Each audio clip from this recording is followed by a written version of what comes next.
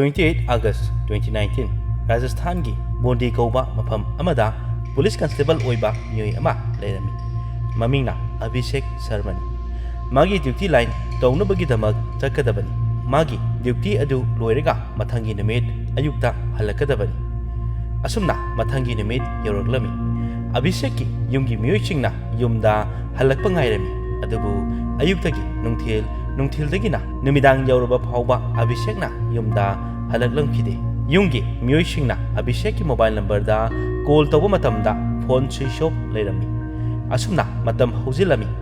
mahangna duty chakhraba matung magi phone na off leiramba asi yumgi miyoi chingna pakhatpa phawrami aduga makhoina Abhishek ki mamanaba mari mata singda phone tawduna hanglami asumna leinari police line dagi Abhishek ki mamanaba amana call taroklami Abhishek ti ngarang duty dasu laglamde hairiba wa adu tabada ngakpa ama oiramki Abhishek nadi yumgi miyoi chingda duty chatkani hairaga chatkibani Abhishek pu makhoina thiba yaba thiriba matungda phangmalaktabadagi Bondi police station da Abhishek mangkibagi missing report ama ikhalami Abhishek su hairiba station adda thabak puribani asumna report ikhalaba matung Abhishek pu thiba horami Abhishek na mafam khangdana mangkiba asi hapta ama hajilami adubu magi matangda karisu khangma ngamlamde Abhishek na yumdagi thokiba numit adu mahangna duty chatrabasu mahagi phone asi pung 12 phawba oleramki adugi matungda op tawkiba adudagi on tawkidabani hojik police ki mafamda Abhishek ki phone na on leidingai matamda magi last location amadi call details sing check tawba horami check tawba matamda khangmangamami numit asi Abhishek na police line da lakadabani adubu madugi mahut kilometer 138 rom chalaga leiba Madhopur da chalomkhibani hariba asi magi phone gi aroiba location adudagi khangmangamkhibani madusu yam hena jenba mpham amanati haibadi city mak nati Vijayagarh gi fort amagi mafam dani aduga last location da laikhiba matam adusu pung 12 aduwai dani maduna takpadi Abhishek ki mobile switch off tawba matam da Abhishek su hariba fort adugi manungda leiramgani hariba sing adu police na khangbadagi Abhishek ki imung manunggi miyoi singda uhang tawrami haibadi Vijayagarh amadi sawai Madhopur da maga kari mari leinai haibadi mana mafam aduda kari marumgi damak chatlibano haiba hangami matam aduda Abhishek ki mamana khumlami Abhishek asi hariba sawai Madhopur ki Jarwara khungangda leiba Divya kauba nupi amaga luhongkhibani adudi Abhishek na chatliba asi magi nupi gi yumlomda chatpa oiramgadra haina khanarami matam aduda Abhishek amadi magi nupi Divya ga su fajaba mari ama oiramde haibadi karigumba maram amadagi khatnaba tawrami aduda natana makoi gi khatnaba aduna makoi ani divorce tawnaba wari phawba yaurabani haiba divorce tawnaba gi application asisu court pisinduna leirabani wari adu khangbada police ki angle amana Abhishek na mangliba asi magi nupi Divya ga khatnabadagi karigumba maram ama oiramba yai haina khalami asumna police na makoi anina kari karamba maramdagi divorce tawba pamlibano haina khanguknaba Jarwara khungangda leiba Divya gi yumda chatlami matam asida makoi ani khatnabadagi Divya na Abhishek ki yum thadoktuna mapamda laktuna leirabani police na Divya gi yum yorba matung kari maramdagi Abhishek ka divorce tawba pamlibano haina hangbada Divya na mahaki personal oiba punsida wahang nglakano hairami adubu police na hanjin na hangbadagi Divya na wari ama tamlami 2018 gi July thada Divya gi cousin aduga Abhishek ki na sister in law maming na Shyama Sharma mahaki chahi asi matam aduda chahi 13 tagina 13 oigani mahaki shuti leibadagi Divya gi yumda haibadi Divya na luhongduna leiraba Abhishek ki yumda laktuna numit kun mangarom leirami hariba matam aduda Divya gi nupa Abhishek ka thengnaduna nungsinarami makoi ani miyamdagi lotuna tuminna unarami adubu noma Divya na Abhishek amadi Shyama gi aronba mari thamba matamda ukhirami Matam aduda Divyada sauningba poklami makhoigi yumda laklamba asi magi nupa Abhishekka mari thamlambada karamba nupinabu sauroidagi Shyama Sharma asishu matam aduda chahi yamna nauribini asumna Divyana sauduna Abhishekka khanaraga mapamda chatkibani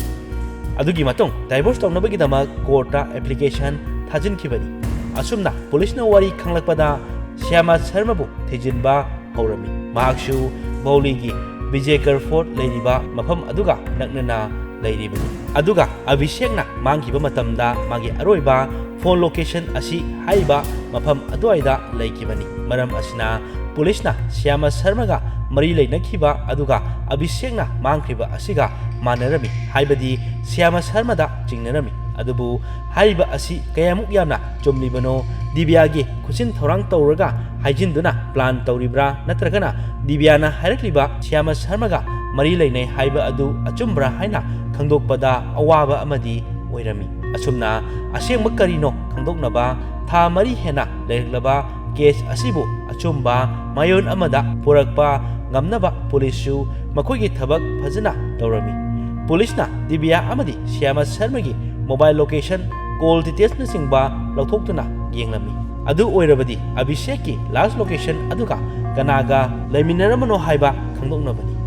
karigumba Divyaga leiminaramlabadi location adu Divya amadi Abhishekka punna leiminai haiba phone location dagi khangadoribani asumna Shyama Sharma gasu leiminaramra haiba khangadoribani call details sing phangbada khanglami Abhishekna magi nupi Divya dagi magi sister in law Shyama Sharma ga yam toina wari sanarami aduga amana Shyama Sharma na Abhishek dagi hena yam toina wari sanaba number amasu khanglami haiba number asi Sawai Madhopur da leiba Navid Rangriski number ni aduga police na numit adu Shyama asi mafam kadaida leibagi haina location yengma matamda Vijayakar gi fort ki manakta Abhishek ki last location na leigiba aduga chap manana Shyama gi location asishu leiramki Shyama khaki natana Navid ki location adusu chap manana leirami hojikti police ki mafamda thajaba ama leirami oithokpa oithoktaba adudi tonganba ama oiraga hojikmaki oinadi Abhishekna mangkriba asi Navid amadi Shyama gi khud yawe haiba khanglamki asumna tha mari henjelaklaba case asibu solve tawnaba hotnabada police ke mafam dasu akanba pressure kaya ama leiramki police na Shyama amadi Navid pu pharamki aduga makhoida wahang pahong tawba horami ahanbadadi makhoina warising adubu lotlami adubu police ta numit adugi phone location sing adu yenghanbada hojikti makhoida lotpa yaramkidi asumna asengba pumba haidoklami 28 August 2018 da Shyama amadi Navid makhoi ani manaduna Abhishek asibu hatkibani adubu hangliba wahangdi kari maramgidamak Shyama amadi Navid na Abhishek bu hatlibano haiba wahang asini 2018 da Abhishek ki mafamda Shyama lakpadagi Abhishek ki punsi mafam marang khangdana leiramki aduga Shyama amadi Abhishek ka aronba mari thamba matamda magi nupi Divyana uhaukiba asidagi hena Abhishek ki mafamda charangnaba ama oiramki asumna Shyama Sharma amadi Navid na Abhishek asibu hatpani haibada makhatana Shyama Sharma da police na hanglami nangna Abhishek pu nungsirabadi kari maramgidamak Abhishek pu hatlibani Shyama Sharma na Abhishek ka mari thamduna khangnaringai matamda Navid su khangnaramkhibani aduga amaromda Abhishek ti luhongduna leireba miyoi amani maram asina Abhishek tagi lapthoktuna Navid ka punna leiba pamlamki haibadi Navid ka luhongba pamlami asomdana Abhishek ki mafamda chamamnaba chayetnaba haibado oirami magi nupi Divyana Shyama Sharma na maram oiraga mabu thadoktuna chatkibani aduga amana Shyama Sharma na Abhishek tagi lapthoknaba honarakibani matam aduda Abhishek na Shyama Sharma bu ka hena nungsiba luhongduna leiba pamlami adubu Shyamadi Navid pamana maram oiraga Abhishek asi makhoigi lambidagi lauthokpa pamlamki asumna asengba wari pomba Navidta haiduna makhoi anina plan tawduna Abhishek bu hanaba hainakibani 28 August 2019 da Shyama Sharma na magi birthday numit asida Abhishek pu phone tawduna ꯀꯧꯈꯤꯕꯅꯤ ꯃꯇꯝ ꯑꯁꯤꯗ ꯑꯕꯤꯁꯦꯛꯇꯤ ꯃꯥꯅ ꯍꯥꯏꯈꯤꯕ ꯑꯗꯨ ꯌꯥꯔꯦ ꯈꯟꯗꯨꯅ ꯁ꯭ꯌꯥꯃ ꯁꯔꯃꯒ ꯂꯨꯍꯣꯡꯂꯅꯤ ꯈꯜꯂꯨꯕꯗ ꯍꯔꯥꯎꯔꯝꯈꯤ ꯃꯥꯅ ꯌꯨꯝꯒꯤ ꯃꯤꯑꯣꯏꯁꯤꯡꯗ ꯗ꯭ꯌꯨꯇꯤ ꯆꯠꯀꯅꯤ ꯍꯥꯏꯗꯨꯅ ꯃꯥꯒꯤ ꯕꯥꯏꯛꯇ ꯀꯤꯂꯣꯃꯤꯇꯔ 138 ꯂꯥꯞꯅ ꯂꯩꯕ ꯁꯋꯥꯏ ꯃꯥꯙꯣꯄꯨꯔꯗ ꯆꯠꯈꯤꯕꯅꯤ ꯑꯗꯨꯒ ꯃꯈꯣꯏ ꯑꯅꯤꯅ ꯗꯤꯅꯔ ꯇꯧꯃꯤꯟꯅꯔꯝꯃꯤ ꯃꯇꯝ ꯑꯗꯨꯗ ꯅꯕꯤꯗ ꯂꯥꯛꯈꯤꯕꯅꯤ ꯑꯗꯨꯒ ꯁ꯭ꯌꯥꯃ ꯁꯔꯃꯅ ꯅꯕꯤꯗꯀꯤ ꯃꯇꯥꯡꯗ ꯑꯕꯤꯁꯦꯛꯇ ꯍꯥꯏꯔꯝꯃꯤ ꯑꯁꯨꯝꯅ ꯃꯈꯣꯏ ꯈꯪꯅꯍꯟꯗꯨꯅ ꯄꯨꯜꯂꯝꯃꯤ ꯑꯗꯨꯒꯤ ꯃꯇꯨꯡ ꯃꯈꯣꯏꯅ ꯅꯨꯃꯤꯗꯥꯡꯒꯤ ꯃꯇꯝ ꯑꯗꯨꯗ ꯀꯣꯏꯕ ꯆꯠꯅꯕ ꯍꯥꯏꯔꯝꯃꯤ ꯑꯁꯨꯝꯅ ꯕꯤꯖꯌꯅꯒꯔꯒꯤ ꯐꯣꯔꯠ ꯑꯗꯨꯗ ꯀꯣꯏꯕ ꯆꯠꯂꯝꯕꯅꯤ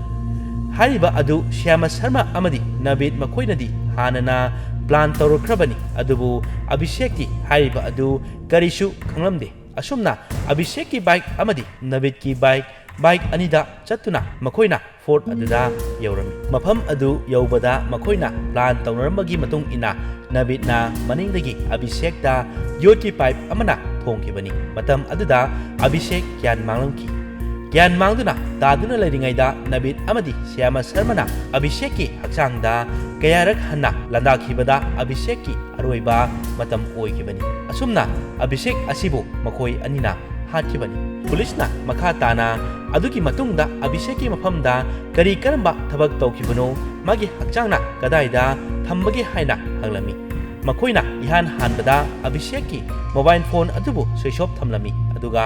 ꯃꯐꯝ ꯑꯗꯨꯗ ꯂꯩꯕꯥꯛ ꯀꯣꯊꯣꯛꯇꯨꯅ ꯑꯕꯤꯁꯦꯛꯀꯤ ꯍꯛꯆꯥꯡ ꯑꯗꯨꯕꯨ ꯐꯨꯝꯈꯤꯕꯅꯤ ꯑꯗꯨꯕꯨ ꯐꯨꯝꯗ꯭ꯔꯤꯉꯩꯒꯤ ꯃꯃꯥꯡꯗ ꯑꯕꯤꯁꯦꯛꯀꯤ ꯐꯤꯔꯣꯜꯁꯤꯡ ꯑꯗꯨ ꯂꯧꯊꯣꯛꯂꯝꯃꯤ ꯑꯗꯨꯒ ꯑꯆꯤꯛꯄ ꯎꯃꯪ ꯑꯃꯗ ꯂꯪꯊꯣꯛꯈꯤꯕꯅꯤ ꯑꯕꯤꯁꯦꯛꯅ ꯊꯧꯗꯨꯅ ꯂꯥꯛꯈꯤꯕ ꯕꯥꯏꯛ ꯑꯗꯨꯁꯨ ꯃꯐꯝ ꯑꯗꯨꯗꯒꯤ ꯌꯥꯝꯅ ꯂꯥꯞꯅ ꯄꯨꯗꯨꯅ ꯆꯠꯂꯒ ꯒꯨꯍꯥ ꯑꯃꯗ ꯊꯥꯗꯈꯤꯕꯅꯤ ꯑꯁꯨꯝꯅ ꯁ꯭ꯌꯥꯃ ꯁꯔꯃ ꯑꯃꯗꯤ ꯅꯕꯤꯗ ꯃꯈꯣꯏ ꯑꯅꯤꯅ ꯍꯥꯏꯔꯛꯄꯒꯤ ꯃꯇꯨꯡ 이나 ꯀꯟꯁꯇꯦꯕꯜ ꯑꯕꯤꯁꯦꯛꯀꯤ ꯍꯛꯆꯥꯡ ꯑꯗꯨ ꯐꯪꯈꯤꯔꯝꯃꯤ ꯑꯗꯨꯕꯨ ꯍꯥꯏꯔꯤꯕ ꯍꯛꯆꯥꯡ ꯑꯁꯤ ꯅꯨꯃꯤꯠ 110ꯗ ꯐꯪꯈꯤꯕꯅꯤ ꯍꯥꯏꯕꯗꯤ ꯊꯥ 4무ꯛꯀꯤ ꯃꯇꯨꯡꯗꯅꯤ ꯃꯇꯝ ꯑꯗꯨꯗ ꯍꯥꯏꯔꯤꯕ ꯍꯛꯆꯥꯡ ꯑꯁꯤ ꯄꯠꯊ ꯄꯨꯝꯊꯗꯨꯅ ꯁꯔꯨꯈꯛ ꯉꯥꯏꯔꯝꯈꯤ ꯃꯔꯝ ꯑꯁꯤꯅ ꯍꯥꯏꯔꯤꯕ ꯁꯔꯨ ꯄꯣꯂꯥꯡ ꯑꯁꯤ ꯑꯕꯤꯁꯦꯛꯀꯤꯔ ꯍꯥꯏꯕ ꯈꯪꯕꯗ ꯋꯥꯔꯝꯈꯤ ꯑꯁꯨꯝꯅ ꯁꯔꯨ ꯄꯣꯂꯥꯡꯁꯤꯡ ꯑꯗꯨꯕꯨ ꯄꯣꯁꯠꯃꯣꯔꯇꯦꯝ ꯇꯧꯅꯕ ꯊꯥꯔꯝꯈꯤ ꯄꯣꯁꯠꯃꯣꯔꯇꯦꯝꯒꯤ ꯔꯤꯄꯣꯔꯠ ꯂꯥꯛꯄꯗ ꯈꯪꯂꯝꯈꯤ ꯍꯥꯏꯔꯤꯕ ꯁꯔꯨ ꯄꯣꯂꯥꯡ ꯑꯣꯟꯈ꯭ꯔꯕ ꯍꯛꯆꯥꯡ ꯑꯗꯨ ꯑꯇꯩ ꯀꯅꯥꯁꯨ ꯅꯠꯇꯦ ꯔꯥꯖꯁꯊꯥꯟꯗ ꯂꯩꯕ ꯀꯟꯁꯇꯦꯕꯜ ꯑꯕꯤꯁꯦꯛꯅꯤ ꯍꯥꯏꯕ ꯑꯗꯨꯒ ꯃꯥꯒꯤ ꯕꯥꯏꯛ ꯑꯗꯨꯁꯨ ꯒꯨꯍꯥ ꯑꯃꯗꯒꯤ ꯐꯪꯈꯤꯔꯝꯃꯤ ꯍꯥꯏꯔꯤꯕ ꯃꯤꯍꯥꯠ ꯑꯁꯤ ꯃꯈꯣꯏꯅ ꯐꯖꯅ ꯄ꯭ꯂꯥꯟ ꯇꯧꯗꯨꯅ ꯃꯈꯣꯏꯕꯨ ꯐꯥꯗꯅꯕ ꯍꯣꯠꯅꯗꯨꯅ ꯇꯧꯈꯤꯕꯅꯤ ꯑꯗꯨꯕꯨ ꯐꯅ ꯍꯩꯁꯤꯡꯅ ꯇꯧꯔꯕꯁꯨ ꯍꯨꯔꯥꯟꯕꯒꯤ ꯇꯔꯥꯅꯤ ꯃꯄꯨꯒꯤ ꯅꯣꯡꯃ ꯍꯥꯏꯕ ꯑꯗꯨꯒꯨꯝꯅ ꯃꯈꯣꯏꯒꯤ ꯅꯨꯃꯤꯠꯁꯨ ꯂꯥꯛꯈꯤ ꯃꯈꯣꯏꯒꯤ ꯃꯣꯕꯥꯏꯜ ꯐꯣꯟꯒꯤ ꯂꯣꯀꯦꯁꯟꯗꯒꯤ ꯈꯪꯅꯔꯛꯇꯨꯅ ꯄꯨꯂꯤꯁꯅ ꯃꯊꯪ ꯊꯤꯒꯠꯂꯛꯄꯗ ꯃꯈꯣꯏꯅ ꯑꯕꯤꯁꯦꯛ ꯑꯁꯤꯕꯨ ꯍꯥꯠꯈꯤꯕꯅꯤ ꯍꯥꯏꯕ ꯈꯪꯕ ꯉꯝꯈꯤꯕꯅꯤ ꯑꯉꯛꯄ ꯊꯧꯗꯣꯛ ꯑꯃꯅꯤ ꯃꯥꯒꯤ ꯅꯨꯄꯤ ꯂꯩꯔꯕ ꯅꯨꯄꯥꯅ ꯑꯗꯨꯁꯨ ꯃꯥꯒꯤ ꯅꯨꯄꯤ ꯑꯗꯨꯒꯤ ꯀꯖꯤꯟ ꯑꯣꯏꯔꯤꯕꯤ ꯅꯨꯄꯤ ꯑꯗꯨꯒ ꯅꯨꯄꯤ ꯑꯗꯨꯁꯨ ꯃꯥꯒꯤ ꯃꯇꯩꯒꯨꯝꯂꯕ ꯅꯨꯄꯥ ꯑꯗꯨꯒ ꯑꯔꯣꯟꯕ ꯃꯔꯤ ꯊꯝꯗꯨꯅ ꯂꯩꯔꯝꯕ ꯑꯗꯨꯒ ꯅꯨꯄꯤ ꯑꯁꯤꯁꯨ ꯆꯍꯤꯗ ꯌꯦꯡꯂꯨꯔꯕꯗꯤ ꯌꯥꯝꯅ ꯑꯉꯥꯡ ꯑꯣꯏꯔꯤꯕꯅꯤ ꯅꯨꯄꯤ ꯑꯁꯤꯒꯤ ꯂꯤꯆꯠ ꯑꯁꯤꯗꯤ ꯃꯌꯥꯝꯅ ꯀꯔꯤ ꯍꯥꯏꯕꯤꯅꯤꯡꯉꯤ ꯀꯃꯦꯟꯠ ꯁꯦꯛꯁꯟꯗ ꯍꯥꯏꯕꯤꯔꯝꯃꯨ ꯑꯗꯨꯕꯨ ꯃꯈꯣꯏ ꯑꯅꯤ ꯑꯁꯤ ꯄꯨꯂꯤꯁꯅ ꯐꯥꯔꯕ ꯃꯇꯨꯡꯗ ꯖꯦꯜꯗ ꯃꯇꯝ ꯈꯔ ꯂꯩꯔꯒ ꯕꯦꯜꯗ ꯃꯄꯥꯟꯗ ꯊꯣꯛꯈꯤꯔꯝꯃꯤ ꯃꯈꯥ ꯇꯥꯅ ꯀꯣꯔꯠꯇ ꯃꯈꯣꯏꯒꯤ ꯀꯦꯁ ꯑꯗꯨꯕꯨ ꯇꯧꯔꯝꯃꯤ ꯃꯈꯣꯏꯒꯤ ꯃꯥꯌꯣꯛꯇ ꯃꯤꯑꯣꯏ 35무ꯛ ꯊꯣꯔꯛꯇꯨꯅ ꯑꯃꯗꯤ ꯃꯈꯣꯏꯅ ꯇꯧꯔꯨꯔꯤꯕ ꯊꯕꯛ ꯑꯗꯨꯒꯤ 105무ꯛ ꯏꯕꯤꯗꯦꯟꯁ ꯑꯣꯏꯅ ꯄꯨꯊꯣꯛꯂꯝꯃꯤ ꯑꯗꯨꯒꯤ ꯃꯇꯨꯡ 19 ꯗꯤꯁꯦꯝꯕꯔ 2024 ꯍꯥꯏꯕꯗꯤ ꯆꯍꯤ 5ꯒꯤ ꯃꯇꯨꯡꯗ ꯁ꯭ꯌꯥꯃ ꯁꯔꯃꯕꯨ ꯄꯨꯟꯁꯤ ꯆꯨꯞꯄꯒꯤ ꯑꯣꯏꯅ ꯖꯦꯜꯗ ꯂꯩꯅꯕ ꯑꯣꯔꯗꯔ ꯊꯣꯛꯈꯤꯔꯝꯃꯤ ꯑꯗꯨꯒ ꯂꯨꯄꯥ 1,09,000ꯁꯨ ꯐꯥꯏꯟ ꯑꯣꯏꯅ ꯊꯤꯍꯟꯈꯤ ꯑꯗꯨꯒꯤ ꯃꯇꯨꯡ ꯁ꯭ꯌꯥꯃ ꯁꯔꯃꯕꯨ ꯑꯃꯨꯛꯀ ꯄꯨꯂꯤꯁꯅ ꯐꯥꯗꯨꯅ ꯖꯦꯜꯗ ꯄꯨꯟꯁꯤ ꯆꯨꯞꯄ ꯊꯝꯈꯤꯕꯅꯤ ꯑꯗꯨꯒ ꯁ꯭ꯌꯥꯃ ꯁꯔꯃꯒꯤ ꯕꯣꯏꯐ꯭ꯔꯦꯟ ꯅꯕꯤꯗꯀꯤ ꯑꯣꯏꯕ ꯍꯧꯖꯤꯛꯃꯛꯀꯤ ꯑꯣꯏꯅ ꯑꯣꯔꯗꯔ ꯀꯔꯤꯁꯨ ꯊꯣꯛꯄ ꯂꯩꯇ꯭ꯔꯤ ꯑꯗꯨꯕꯨ ꯃꯥꯒꯤꯁꯨ ꯍꯧꯖꯤꯛ ꯀꯣꯔꯠꯇ ꯀꯦꯁ ꯑꯁꯤꯕꯨ ꯊꯦꯡꯅꯔꯤꯕꯅꯤ ꯀꯣꯔꯠꯅ ꯃꯍꯥꯛꯅ ꯇꯧꯔꯨꯔꯤꯕ ꯊꯕꯛ ꯑꯗꯨꯒꯤ ꯃꯇꯨꯡ ꯏꯟꯅ ꯆꯞ ꯆꯥꯕ ꯆꯩꯔꯥꯛ ꯄꯤꯒꯅꯤ ꯍꯥꯏꯕ ꯊꯥꯖꯩ ꯑꯗꯨꯕꯨ ꯑꯣꯐꯤꯁꯤꯌꯦꯜ ꯑꯣꯏꯅ ꯅꯕꯤꯗꯀꯤ ꯑꯣꯔꯗꯔ ꯊꯣꯛꯇ꯭ꯔꯤꯕꯅꯤꯅ ꯀꯔꯤ ꯀꯔꯝꯕ ꯆꯩꯔꯥꯛ ꯄꯤꯔꯛꯀꯗꯒꯦ ꯍꯥꯏꯕ ꯑꯗꯨꯗꯤ ꯃꯌꯥꯝ ꯄꯨꯟꯅ ꯉꯥꯏꯃꯤꯟꯅꯁꯤ ꯀꯔꯤꯒꯨꯝꯕ ꯅꯕꯤꯗꯀꯤ ꯃꯐꯝꯗ ꯆꯩꯔꯥꯛ ꯄꯤꯕ ꯂꯩꯔꯒꯗꯤ ꯍꯥꯏꯔꯤꯕ ꯚꯤꯗꯤꯑꯣ ꯑꯁꯤꯒꯤ ꯃꯈꯥꯗ ꯑꯞꯗꯦꯠ ꯇꯧꯖꯔꯝꯒꯦ ꯃꯁꯤꯅꯤ ꯉꯁꯤꯒꯤ ꯑꯁꯦꯡꯕ ꯊꯣꯛꯈꯤꯕ ꯊꯧꯗꯣꯛ ꯑꯃꯒꯤ ꯋꯥꯔꯤ ꯑꯁꯤ ꯇꯥꯕꯤꯔꯕ ꯃꯇꯨꯡꯗ ꯑꯗꯣꯝꯗ ꯀꯔꯤ ꯐꯥꯎꯕꯤꯕꯒꯦ ꯍꯥꯏꯕ ꯀꯃꯦꯟꯠ ꯇꯧꯗꯨꯅ ꯈꯪꯍꯟꯕꯤꯔꯛꯎ ꯑꯗꯨꯒ ꯆꯦꯅꯦꯜ ꯑꯁꯤꯕꯨ ꯁꯄꯣꯔꯠ ꯇꯧꯕꯤꯗꯨꯅ ꯂꯥꯏꯛ ꯁꯤꯌꯔ ꯀꯃꯦꯟꯠ ꯑꯃꯗꯤ ꯁꯕꯁꯀ꯭ꯔꯥꯏꯕ ꯇꯧꯕ ꯀꯥꯎꯕꯤꯒꯅꯨ